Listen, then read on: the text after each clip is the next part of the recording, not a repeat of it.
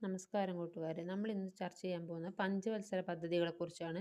ആദ്യകാല പദ്ധതിയായ ഗാന്ധിയൻ പ്ലാനാണ് നമ്മൾ ആദ്യം പറയുന്നത്. 1944 ഗാന്ധിയൻ പ്ലാൻ ആവിഷ്കരിച്ചത് എസ്.എൻ. അഗർവാൾ ആണ്. എസ്.എൻ. അഗർവാൾ 1944. ഗാന്ധിയൻ ആസൂത്രണത്തിന്റെ പിതാവാണ് എസ്.എൻ. അഗർവാൾ. ഗാന്ധിയൻ ആദർശങ്ങളുടെ അടിസ്ഥാനത്തിലാണ് ഗാന്ധിയൻ പ്ലാൻ ആവിഷ്കരിച്ചത്.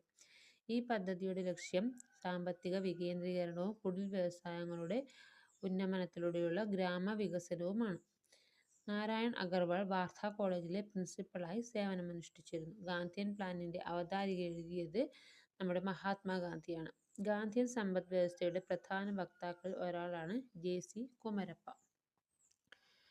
M. Visvesvaraya planned economy for India എന്ന ഗ്രന്ഥത്തിന്റെ കർത്താവായ ഈ മഹത് വ്യക്തി ഇന്ത്യൻ ആസൂത്രണത്തിന്റെ പിതാവ് എന്നറിയപ്പെടുന്നു. ഇന്ത്യൻ ആസൂത്രണത്തിന്റെ പിതാവാണ് എം. വിശ്വേശ്വരയ്യ. അദ്ദേഹത്തിന്റെ പുസ്തകമാണ് പ്ലാൻഡ് ഇക്കണോമി ഫോർ ഇന്ത്യ.